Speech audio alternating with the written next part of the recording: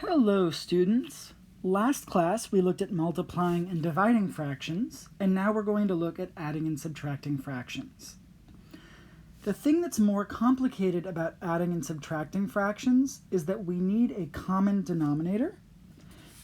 So let's take a look at a problem and see why we need a common denominator, figure out how to get the common denominator, and then do the addition. Let's take a look at 1/2 plus 1/3. We cannot just add across 1 plus 1 and 2 plus 3. It doesn't make sense. We need a common denominator, and I'll show you why, and I'll show you with pizza. Let's say that I ate 1/2 of a pizza on one day, and then on another day, I ate 1/3 of a pizza. Now, these are not the best drawings by any means. I'm doing this on an iPad. It's a little bit difficult, but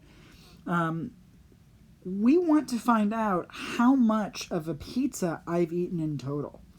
And it doesn't make sense to compare halves and thirds because those are different sized slices. What we need to do is we need to re-slice the pizza so that all of the slices are the same size, and we can talk about halves and thirds. So what we're going to do is we're going to re-slice the pizzas, and we're going to cut them into 6 slices.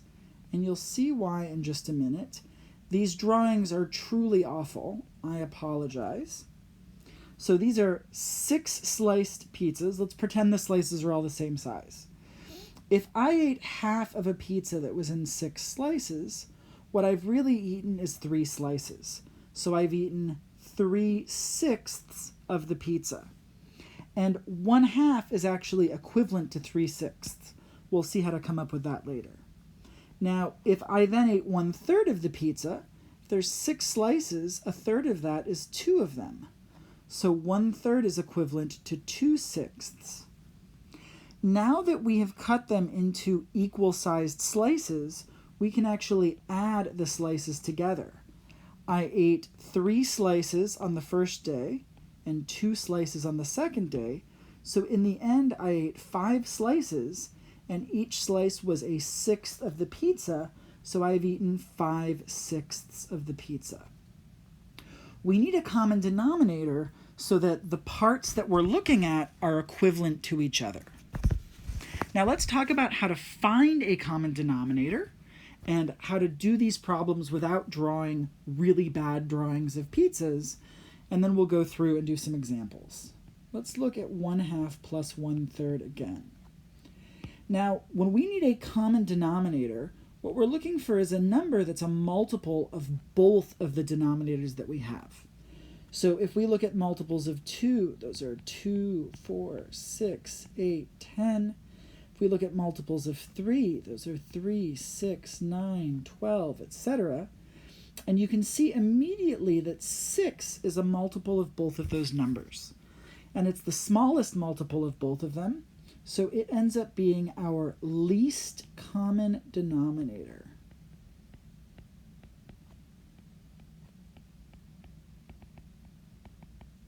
It's the smallest number that is a denominator that's a multiple of the others. So this is how we find the least common denominator. We're looking for a number that's a multiple of both of the other denominators and the smallest one that's possible. You can write out all of these multiples, but after a little bit of practice, you'll be able to just do it by looking at it. Anyways, once we have the new denominators, we need to find the right numerators so that the new fractions are equivalent to the old ones. When we were reducing fractions, we saw that we could divide the top and bottom of a fraction by the same number. The same thing is true with multiplication. We can multiply the top and bottom of a fraction by the same number to get an equivalent fraction. Let's look at this 1/2. For the denominator to go from 2 to 6, what happened was it was multiplied by 3. So to get an equivalent fraction, we also have to multiply the numerator by 3. 1 times 3 is 3, so that's how we can see that 1/2 is equivalent to 3/6. We can do the same thing with 1/3. To get from 3 to 6, we have to multiply by 2. So if we multiply the bottom by 2, we're also going to have to multiply the top by 2. 1 times 2 is 2, and so we can see that 1/3 is equivalent to 2/6. Now we have 3/6 plus 2/6.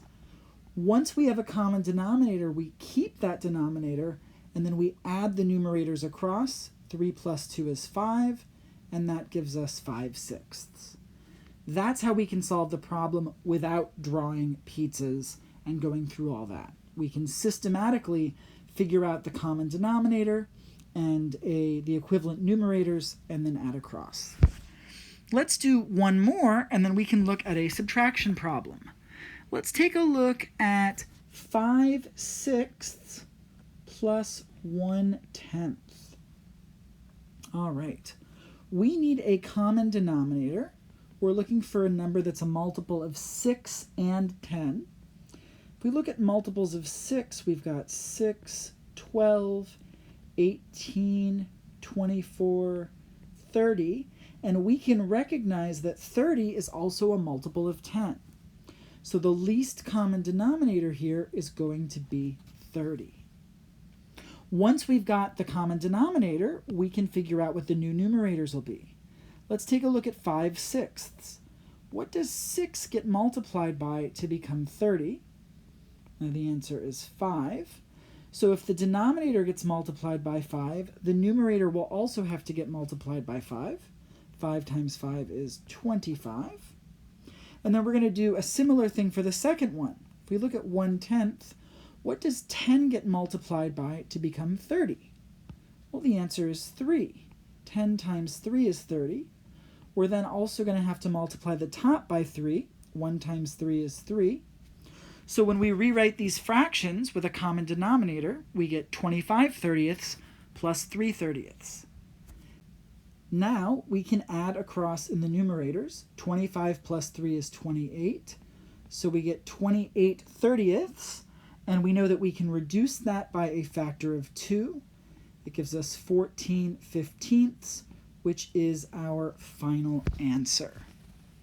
In the next video, we'll look at subtraction problems and problems involving negatives as well.